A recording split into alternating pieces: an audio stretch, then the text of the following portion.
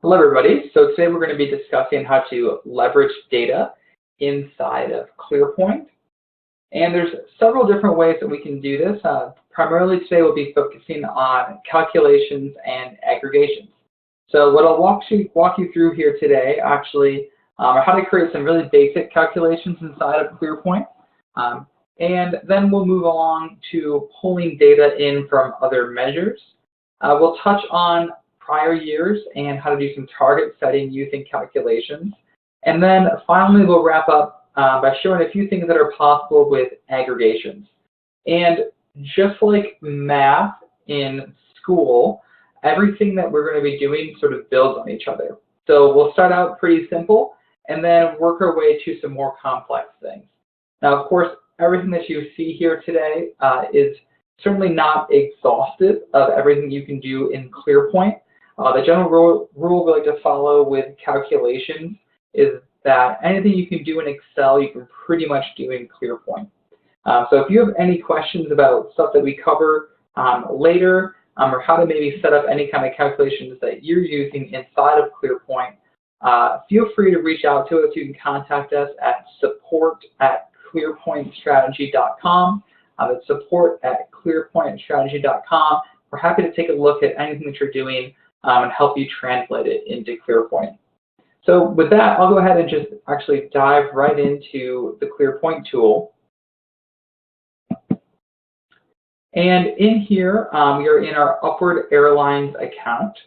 The Upward Airlines account that we're looking at here is focused on a fictional airline. It has a corporate scorecard. It has an Eastern, Central, and Western division. And then inside of each of the divisions, we can see the different cities where we have offices and that we're operating out of. Okay, so to get started, I'm going to go ahead and click into the Washington, D.C. scorecard. And we will jump over to the revenue measure. So you can see we have some charts here and several different series that we're going to be looking to create today using calculations. So to get started, we have these basic series that are here, and we're going to start with some third grade math. So to edit these series and add a calculation, I'm just going to double click into the data table. I can select which series I want to build my calculation for, and then I can move to the calculation tab here on the left-hand side. So in this box here, this is where we're going to build our actual calculation. So what we can do is we can use this wizard down here to actually pull in the data that we want to use. So for our simple third grade math example, we're going to be calculating the variance. So what I want to do is pull from this Washington, D.C. scorecard the revenue measure. I want the actual value in the current period. And then I just hit insert. And I can see here that I have put something into my calculation.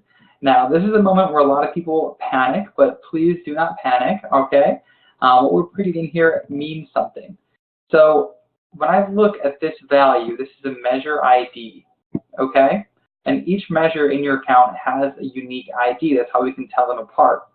Now, the measure ID is going to match what I see up here in my URL, okay? So don't worry, right? That's a nice little thing to keep in mind. And what this is basically saying is for this measure ID in the actual series for the current period, okay, we're going to pull that value in. Now, for my math operator, I have a few different options. First, I can use any of these buttons down here to insert any math operators that I want. I'm also able to just use my keyboard and type in those as well. Now, for my other value, I'm going to be sticking with this scorecard and my revenue measure, but I'm going to grab from my target series. So here's all the series I have available to me in this measure. I'm going to choose my target series. I'll keep it in the current period, and then I'll go ahead and just hit insert there. So now we can see we're pulling from the same measure because it has the same measure ID, and we're subtracting the actual from the target. If I want to see a test value, I can do that. And this is helpful because what it does is it just puts the calculation into a little bit more plain English for me. So I can see that it's the revenue measure in the Washington, D.C. scorecard, the actual series in the current period, minus the revenue measure in the Washington, D.C. scorecard with the target series in the current period. Okay? So go ahead and hit close there and hit save. And now Clearpoint's going to build this calculation for me. So I can see here, everywhere there's a value, Clearpoint's gone ahead and taken the actual minus the target, and it's showing me the value here. Whenever I go forward and add new values, that will be calculated for me as well. Okay? So another thing we can do in this example is we can create a percent of target. So I just double click on the data table. Now I have this drop down. I can go into my series. But first, what is a percent of target, right? So we're just going to see which percentage of the target we've reached and how close we actually are to target, or if even we've gone over it. So I'll go in here and go to percent of target, go to calculation, and what I'll do now is I'll use that same actual, right? So the actual value in the current period, insert, and this time I'm going to divide it by my target series and hit insert there as well. And then if I go back to my third grade math and remember my order of operations, right? Please excuse my dear Aunt Sally. I'm going to put brackets around this. And then I'm going to say times 100 to put the result into a percentage. Okay? If I want to hit that test button, I can test it and see. And now since we have values in the period, it's also going to show you what the outcome is of these values as well. So when I'm done, I can just go ahead and I can close that out and click save. All right, and there now we can see our percent of target as well. So up until this point, what I've really been ignoring is that last drop down that you have in building the calculation wizard. And those are different aggregations that we can do. So if I go in here to quarter date actual, and go under calculation, maybe I want to find my actual and have it sum up for me for my quarters. So if I open this up here under aggregation, you can see all the different things that we're able to reference. We don't have to just pull in the value from whatever current period we're in. We can reach back to previous periods. We can reference specific periods. We can do calendar year date sums, counts, and averages, and we can also do that for the fiscal years. And then under quarter to date, we can do that. We can do semesters, and then we can even go back a certain number of times that we determine as well. But for us here, we're just going to do a quarter to date sum. So I'll choose that, hit insert, and we can see now this says quarter to date. I'll go ahead and hit save. And now we can see that Clearpoint is going ahead and taking my actual value and summing them up for me. You can see that Clearpoint knows when each quarter ends, so it knows when to restart its calculation. If we want to see the quarter to date target, we follow a really similar procedure. We're going to go in, go to quarter to date target, go under to calculation, and then we'll, instead of doing actual, we'll do target. And then we'll just do another quarter to date sum, but it's going to be of the target series this time. I hit insert, hit save. And now we can see I have my quarter to date target. Okay? And it's just going through and grabbing all these values for me. So I'll jump ahead here a little bit. We can go and build out year to date values as well. So if I double click in the data table, let's first start with the year to date target. So go to year to date target, calculation, change that series to target, and then under aggregation, I will do a calendar year to date sum. Okay? Hit insert, and then I'll go ahead and hit save. And there, now we can see here how Clearpoint knows when the year ends as well. So we can see how things finish out for the year, for the target. Now for the actual, we'll do the exact same thing. I'll go in, do year-to-date actual, go to calculation, and then leave this as actual and change this to calendar year to date sum, hit insert, hit save.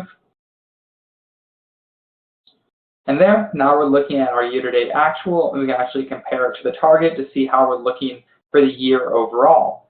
Now, one thing that a lot of people notice, and some people like this and others don't, is that this is a calculation. So what happens is Clearpoint's going to keep performing that calculation until we tell it to stop.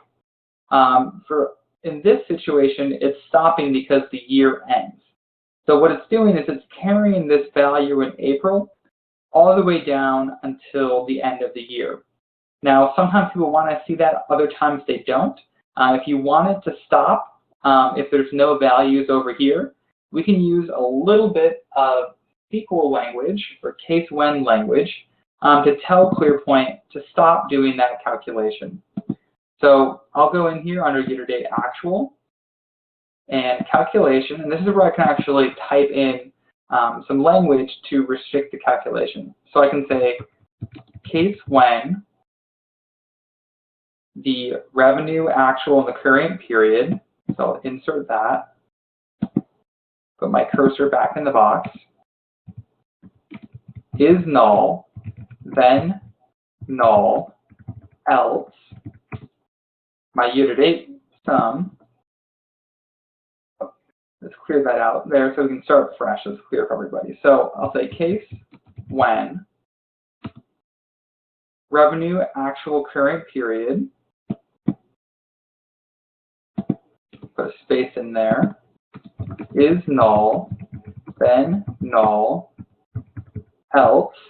This is where I want to do my calendar year-to-date sum. Space right there. End.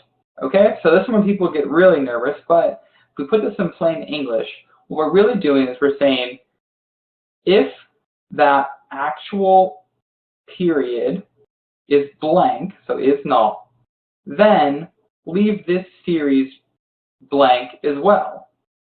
Otherwise, show me the calendar year-to-date sum. And then we're just saying end as in that's it. Okay, so I'll hit save. And now you can see this value stops when there's no value in May. So if I were to double click and add a value to May here, maybe we have a 3,400, this May's value. Notice how we have all these calculations. And when I go ahead and hit save,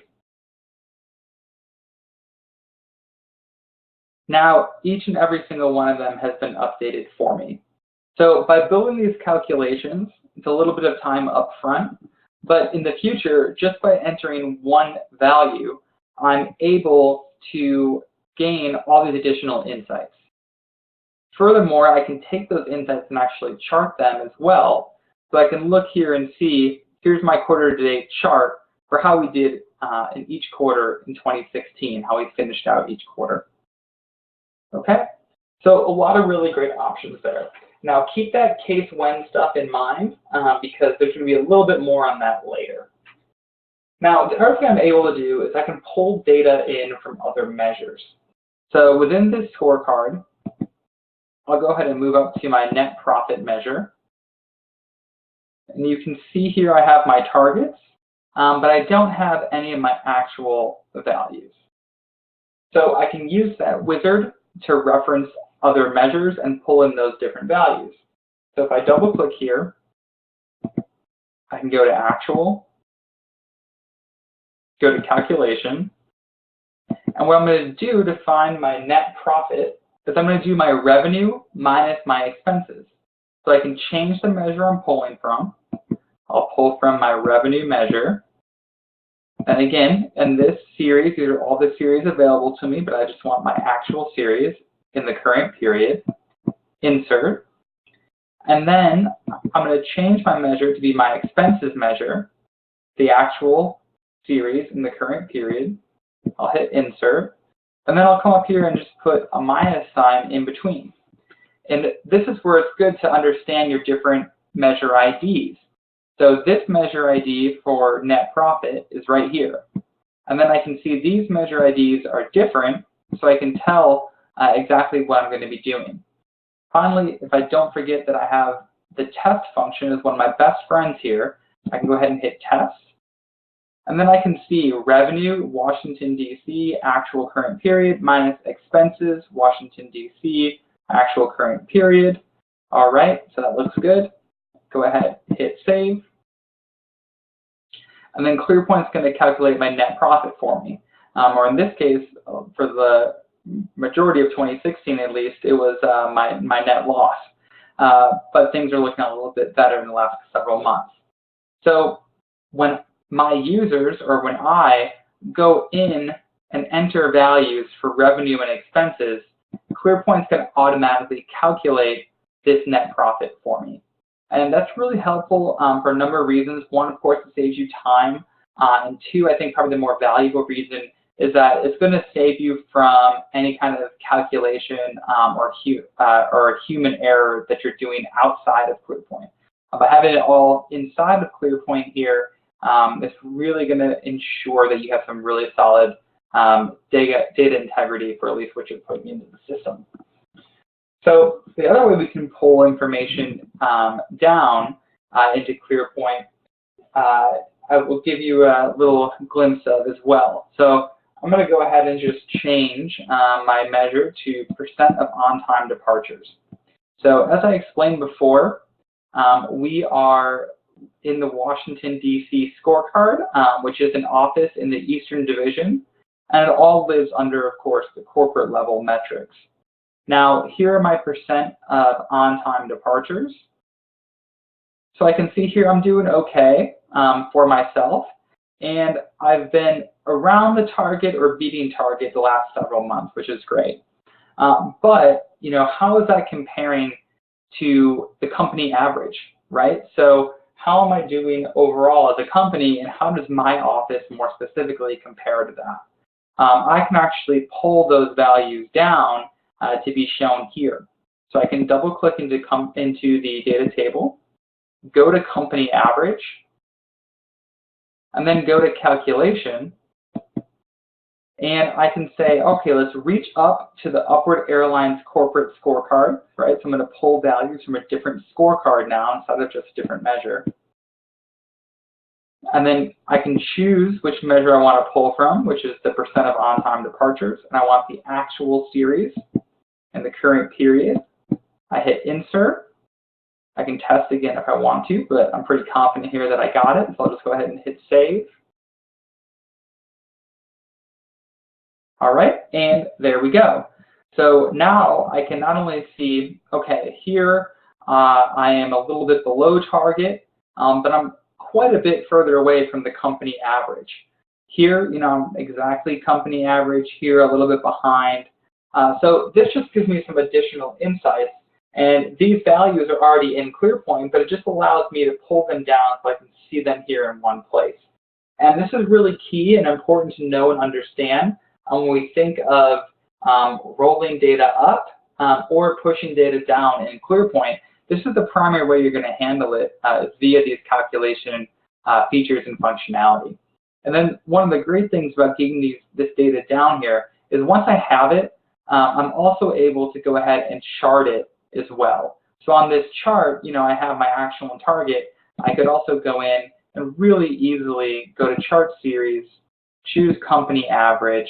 Maybe I want it to be a line, and I want it to be a purple line.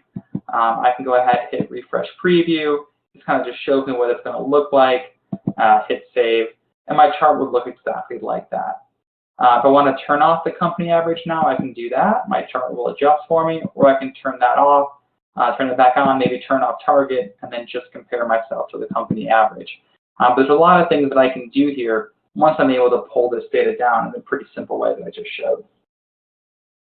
So the other thing we can do, if I jump up to the Upward Airlines corporate scorecard, is I am able to reference the same measure in multiple calculations. So let me show you exactly how that might work in a nice way. So if I open measures, and I can click and look at the number of full-time employees. Now, this measure here isn't something that the company has particular goals around per se, but each month, one person is responsible for going in here and updating the total number of employees at the company. And this just keeps track, so we have a really accurate count of the number of full-time employees.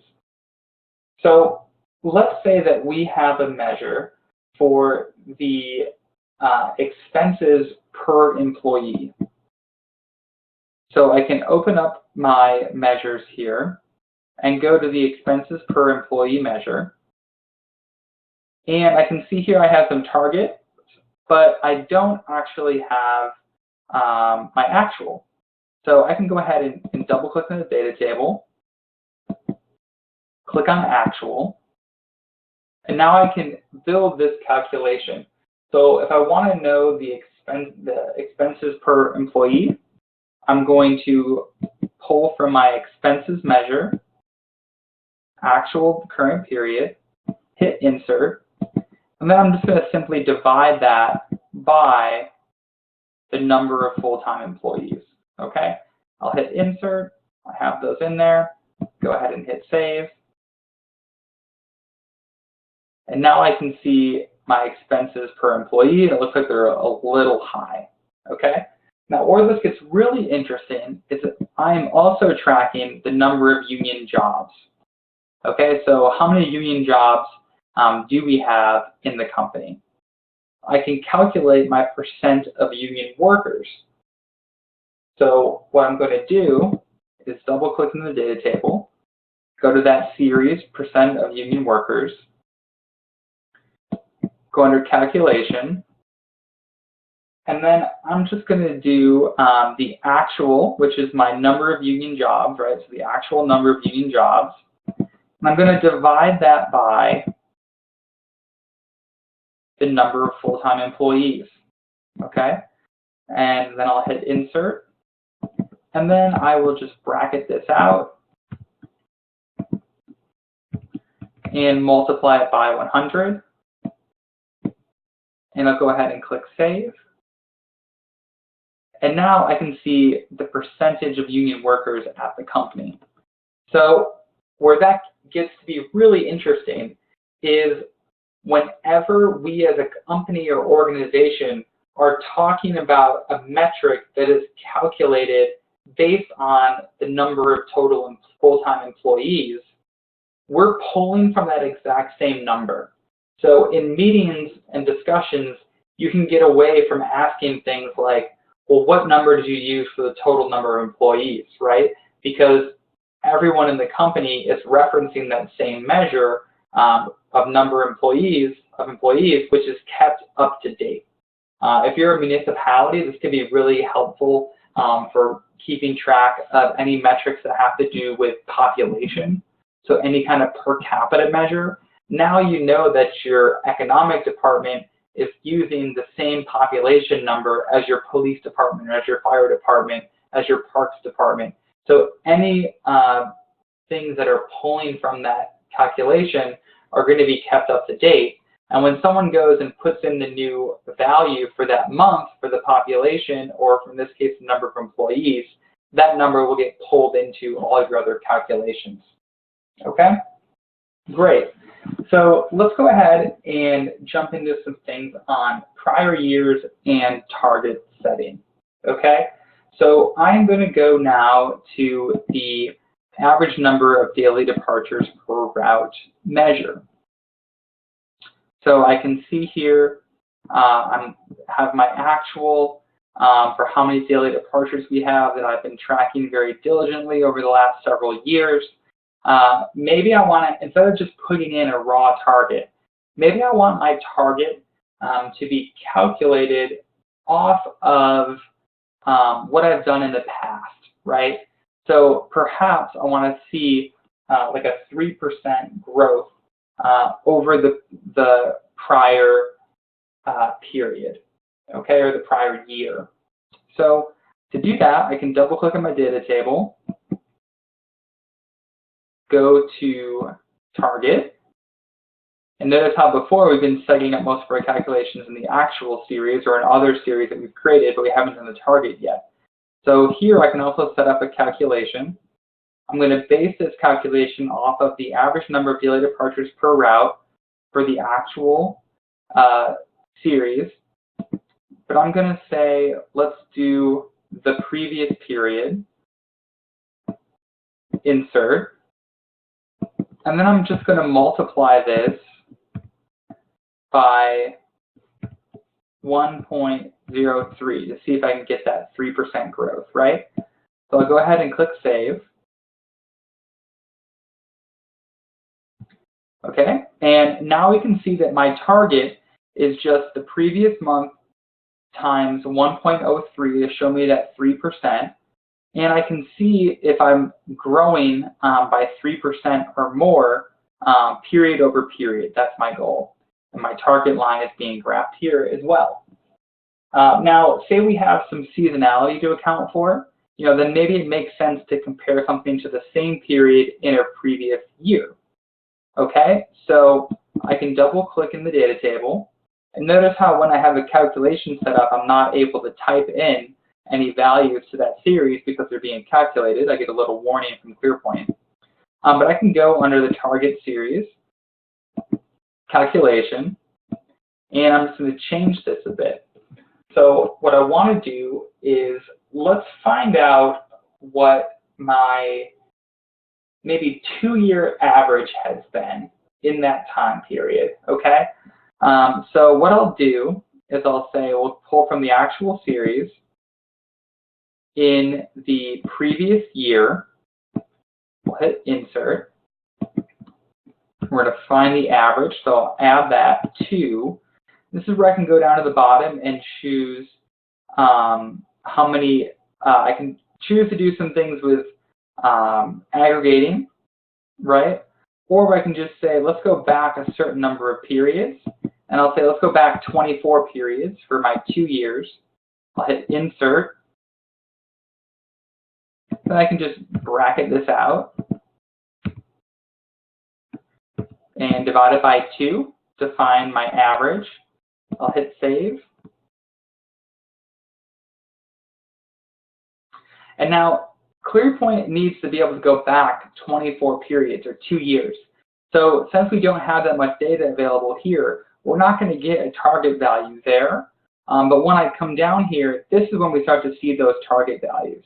And we can see that, hey, we are improving. We are doing better than our 2-year average for the month of January.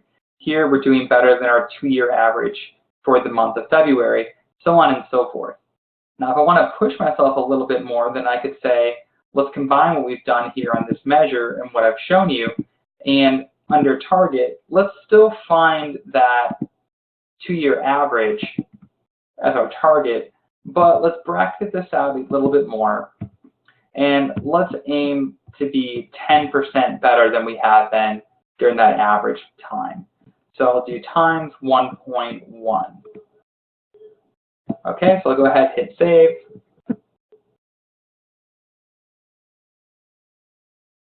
And now things have been updated to push myself a little bit more, but it looks like I'm still actually doing pretty well.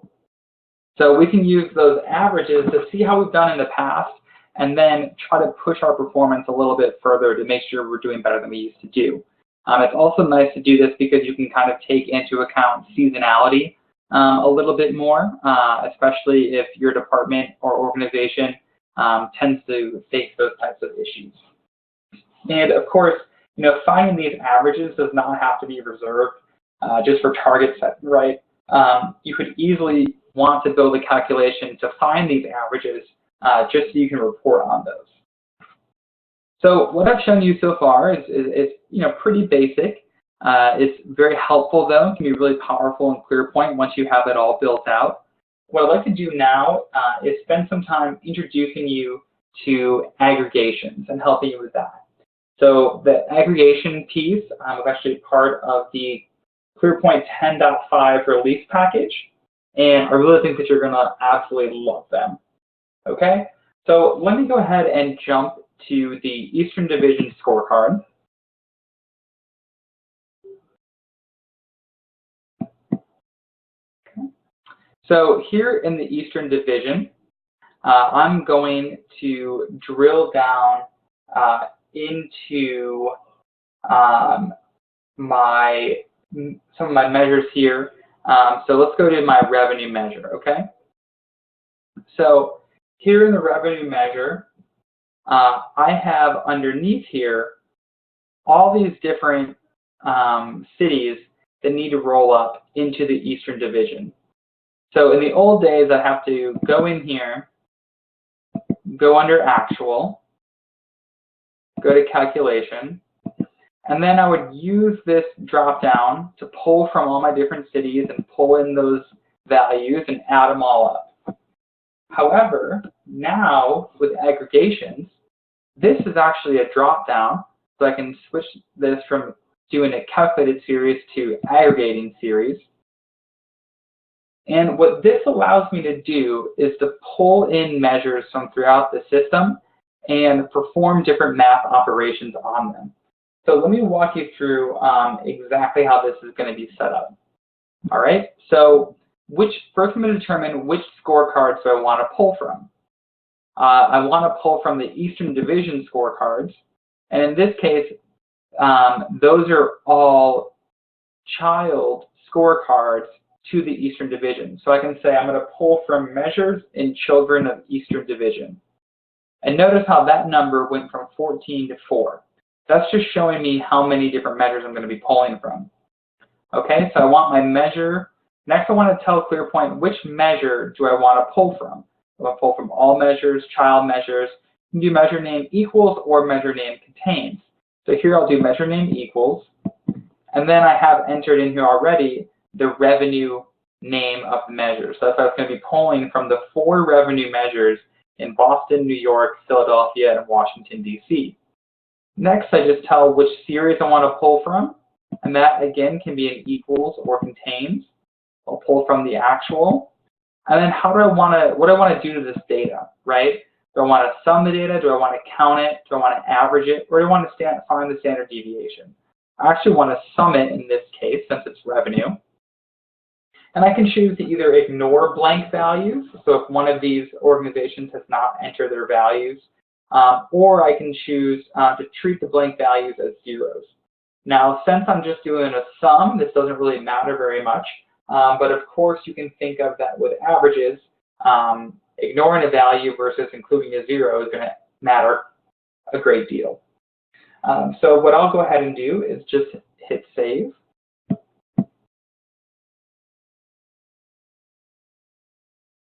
Great, and now we can see all the values here being summed up and pulled up from these lower levels into my revenue measure for the division. Now I can do the same thing for the target, right? So I can take all my targets from these measures, sum them up, and have find out the target for the division overall. So I can double click into my data table, go to target, go to calculation, go to aggregate series, and this is where I can take a similar approach, right? So I can say, hey, I want to pull in measures from the child scorecards of the Eastern Division. I want my measure name to be something that contains even just the first part of the word revenue. My series name equals target. I'm going to sum those. I'll hit save. And then there, now all my targets are being pulled in here as well, and they're being summed up from the lower level scorecards here. And since I have my target, my variance calculation is working now, because it's just my actual minus my target to find my variance. And then my actual as a percent of target is working well because it's just my actual divided by my target times 100 to give me that percentage. And my evaluations are working well too, since there's something to compare it against. Now, one of the really great things about these aggregations is that in the olden days, if I added a new office to the Eastern Division, so say we open an office and add the scorecard for Baltimore, I have to come in here and add those automatically add those on my own manually to my actual and my target series. But with aggregations, since it's based on rules, and I've told the system to pull in any measure that it has the name revenue and the actual series in any child scorecards of Eastern Division, any scorecards that I add as children to Eastern Division are going to be included in the calculation for me automatically. So it's a really great time saver. No need to go in and update those calculations. So now I can actually head up to the Upward Airlines corporate scorecard. And if I move over to my revenue measure at the corporate level,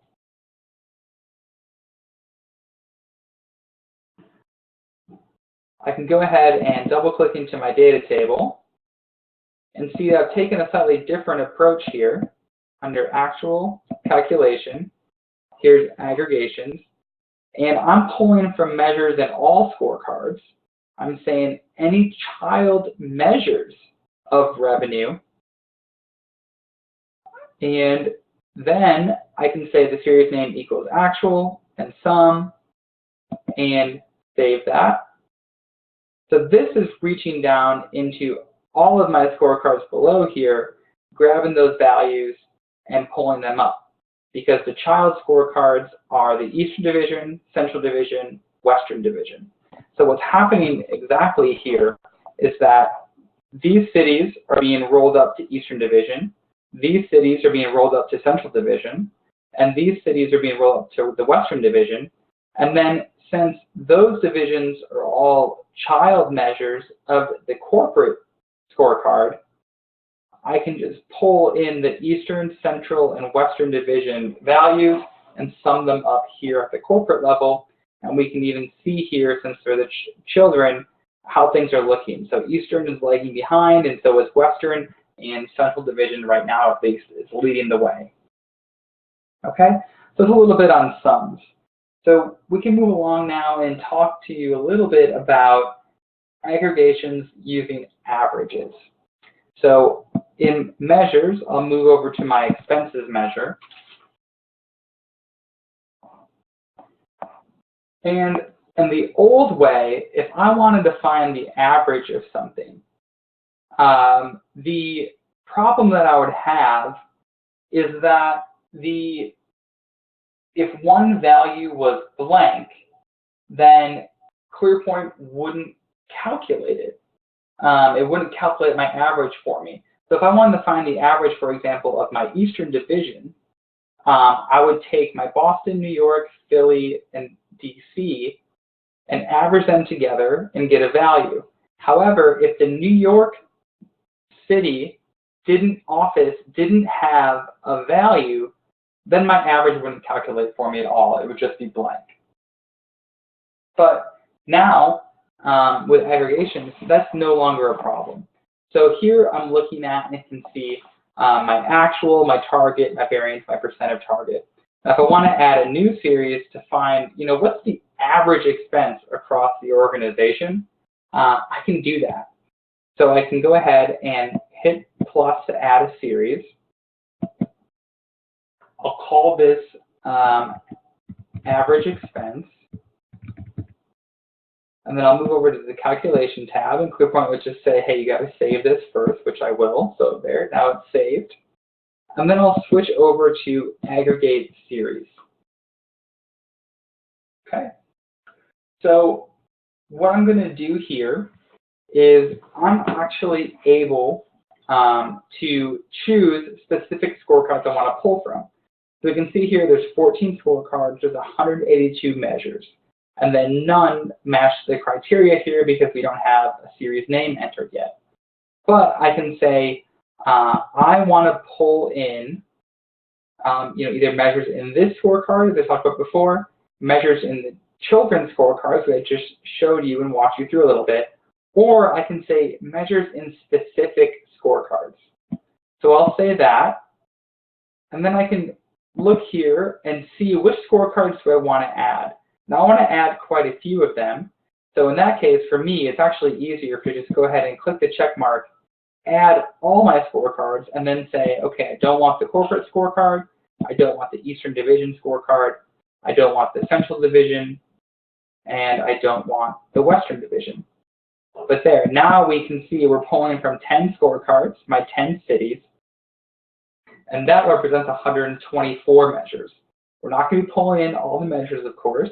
What we want to do is just pull in the expense ones. So I'll say measure name equals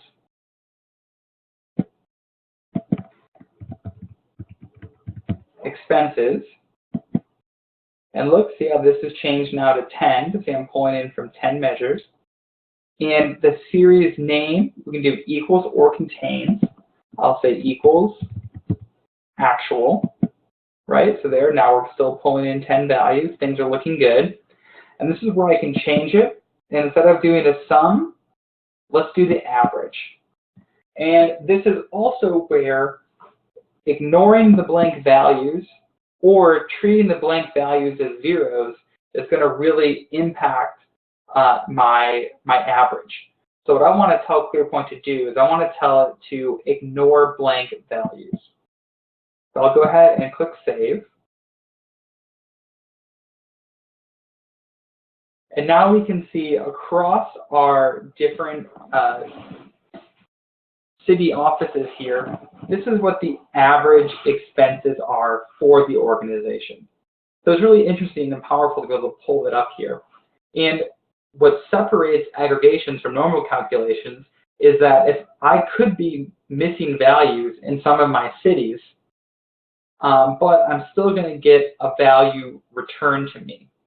Now, a lot of times people will ask, well, hey, I want to know, which cities or which values might be missing. Is there a way that I can do that? And the answer is yes. And what I would do is you can create a summary report that will filter and show you which values are missing. Conversely, of course, you could show, which values were not missing. And then you'd have to look and see, okay, which ones don't I see? But I think personally it's a little bit easier to just show me which ones are missing. You know that if they're not on that list, then they put in the value. So to do that, I'm going to build a summary view by going to Measures and Manage Measure Reports. I'll click the plus sign to create a new one. And I'll just call this Missing Expenses. Under Columns, maybe I want to see the measure name and the measure owner as well, so I know who's responsible and who I need to go chase down. And then under Scorecards, I don't need the Upward Airlines corporate scorecard, but I do want to have each of my cities here. I don't need my divisions either, just the cities. I'll uncheck that. Okay, so now I'm going to pull in from there. And then within each of these, what I can do now is go to Filter. And I can say, let's do name equals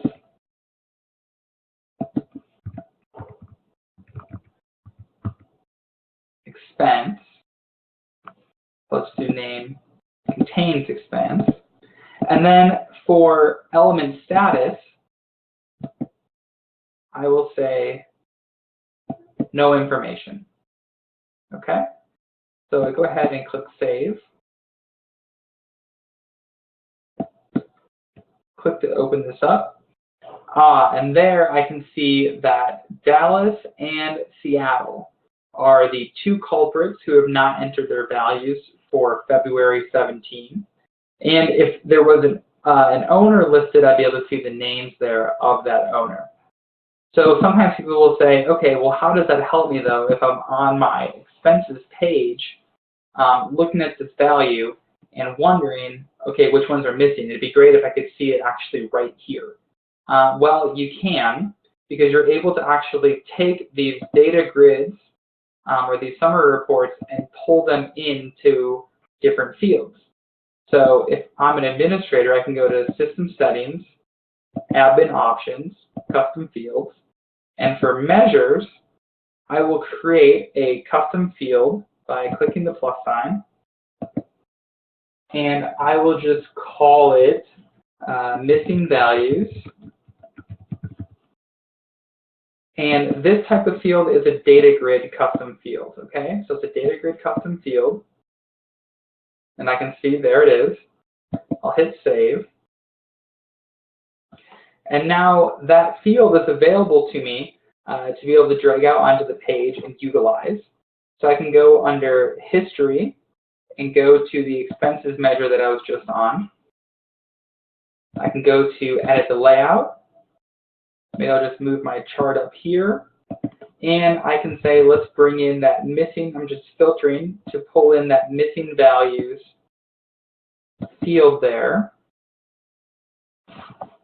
Okay, so now I've added that field to my page. You can see my charts up there now. And I'll double click into that field. And I can tell Clearpoint, okay, I want to pull from the Upward Airlines corporate scorecard. I want to pull in a measure summary report. And the report I want to pull in is missing expenses. Hit save. And look, there it is right there on this page. I can see, when I look at my average, February 17, who's missing the values, who has not put their values in, and I know, hey, it's time to go after them, send them a nastygram, and tell them it is time for you to go in and update your information. Okay? So another thing that's really interesting we can do is we can actually use some of that case when language that we spoke about earlier. So yep, just like high school math is coming full circle right around here, people, okay? Right back to where we started, the case when stuff. And I can sort of, in a way, count the color statuses, okay? So if I go to my Boston City scorecard in the Eastern Division, let's look at our average plane turnaround time. All right, so here what I'm just looking at is, how quickly I'm able to turn my planes around when they're actually, once they land on the ground before they leave for the next flight. And I'm doing pretty well. What I want to find out, though, is if I'm tracking this in every single one of my cities, how many of them are green?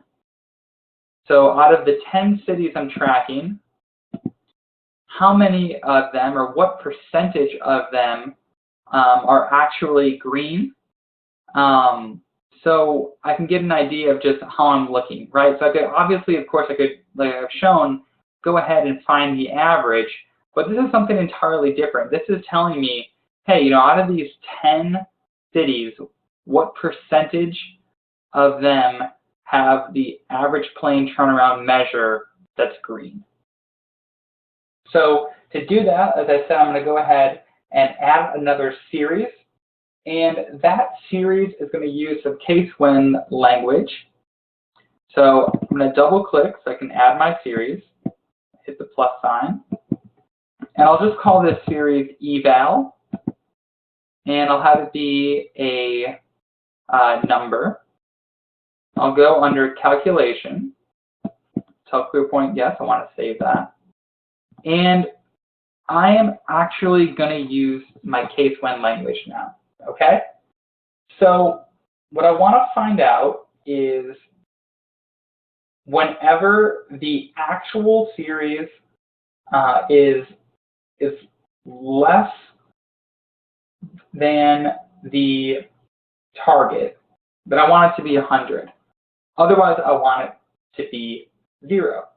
So let me just write this out for you, okay? So case when actual value current period insert. So case when actual value current period is less than that target current value, right? Because for turnaround time, I want to be less than.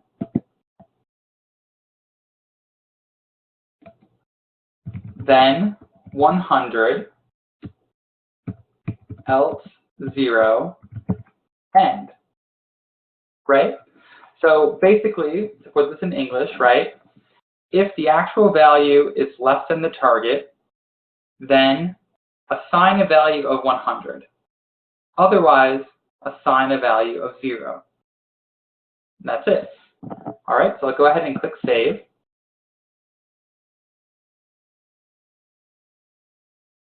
And now we can see that whenever I'm green, I'm 100.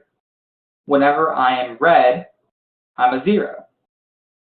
But here's a slight issue, right? I don't necessarily want these to be showing as 0 because there's no values yet.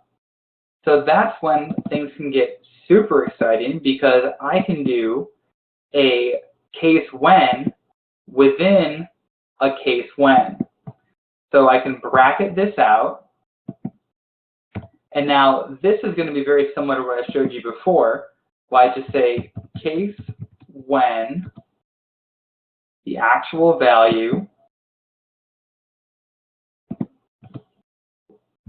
is null, then null, else, all of that fun stuff we just did, end. Now I go ahead and hit save. And there, now we don't have that all carrying down. Now, if we think this could be a little bit confusing to people, the other thing we are able to do is I can go into that series and I can say, you know what, let's hide this series in the data table and also hide it in summary views. So I hit save. And now you don't see it anymore, but it's still happening behind the scenes. Okay, so much like Julia Childs already having the final dish prepared, I went ahead and built this out in each of the cities that you see here below. So we can just jump right to the corporate level. You don't have to listen to me drone on and on here while I build it out in every one of the cities. But the reason what I'm about to show you is going to work is because I have gone ahead and built that out in each of the cities. It didn't take long, but it gives me some really interesting insights. Okay, so now at the corporate level, I can go to plain turnaround time, and I can find out the percent that's green. So since I have it being either yellow or green, they're either hitting the target or not. And since I set up my calculation to put in a 100 for green and a 0 for red, what I can do now is actually just average those and find out what percentage of all these cities is green. So I'll double click in here, go to my percent green series, go under calculations, go to aggregate series, and then I can change this up and say, all right, let's do measures in specific scorecards like we did last time. Bring in all my scorecards, but I'm going to ignore my corporate and then each of the divisions. So I want to reach all the way down to the cities themselves, right? So now I have 10. That's the number of cities I have. For select measures, I can say measure name contains, turnaround, and I'm still working with 10. The series name equals eval. All right, and I don't want to sum these up. I want to find the average. And I want to ignore blank values. Go ahead and click Save. And now I can see in each one of these time periods what percentage of my measures across my cities are green. And it's not very many, so that's pretty bad. We need to work on that as a company. So finally, one quick thing, just to give you an idea of some other things you can do with calculations. I promise this is very quick.